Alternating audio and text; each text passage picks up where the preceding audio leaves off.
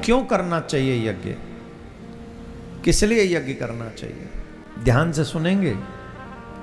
हमारे ऊपर 3 ऋण हैं, पितृ ऋण, देव ऋण, ऋषि ऋण।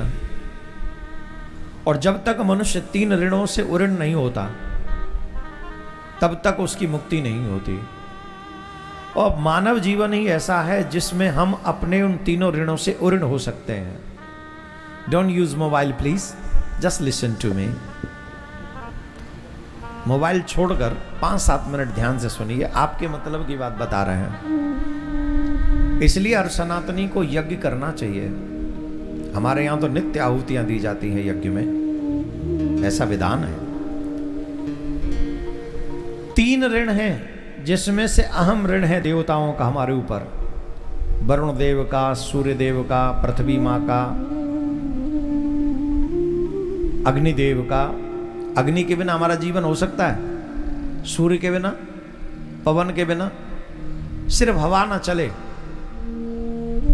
कितनी भी लाइट आ रही हो, कितने भी एसी हो तुम्हारे घर में, सारे साधन हो, और वायु न चले, वायु एकदम अपना सत्र, अपना शक्ति सीमित कर दे, एसी काम आएंगे? जान बच पाएगी? ऑक्सीजन ही नहीं होगा, खत्म हो जाएंगे हम। तो हमारा जीवन लाइट पर निर्भर नहीं है, हमारा जीवन पवन देव पर निर्भर है। ये जो श्वासें चल रही हैं वो पवन देव की देन है, तो उनका ऋण है कि नहीं? और हमारे सनातन में ये कहते हैं कि जब जिससे भी तुम कुछ लो तो उसे बदले में कुछ दो। अगर नहीं दोगे तो ऋणी होगे, और ऋणी होगे तो तुम्हें उस ऋण को चुकाने के लिए फिर आना पड़ेगा।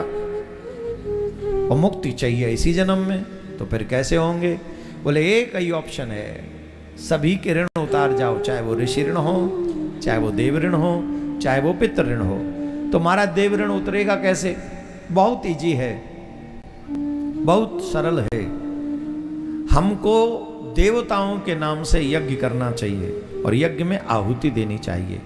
जब हम देवताओं के नाम से आहुति देते हैं तो अग्निदेव हमारे द्वारा दिए हुए उस सामग्री को देवताओं तक पहुंचा देते हैं, और जैसे ही देवताओं तक पहुंचता है हमारा वो जो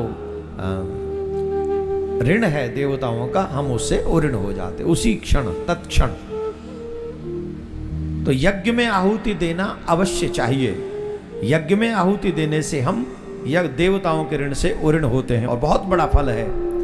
यज्ञ दान तपः कर्म न त्याज्यम कार्यमेव तत् यज्ञो दान तश्चैव पावनानि मतिं विषाणाम्। यज्ञ से आध्यात्मिक संपदा प्राप्त होती है और सभी मनोकामनाएं पूर्ण होती हैं, और मानसिक शांति प्राप्त होती है, तथा जीवन का तनाव कम होता है। यज्ञ से घर जीवन का, घर का जो नकारात्मक व्यवहार है वो भी नष्ट हो जाता है, और सकारात्मकता जागृत हो जाती है। देवताओं का ऋण यज्ञ से उऋण हो जाता है। इसलिए अपने जीवन में यज्ञ करते रहना चाहिए। जब जब अवसर मिले तब तब हम यज्ञ करते रहें।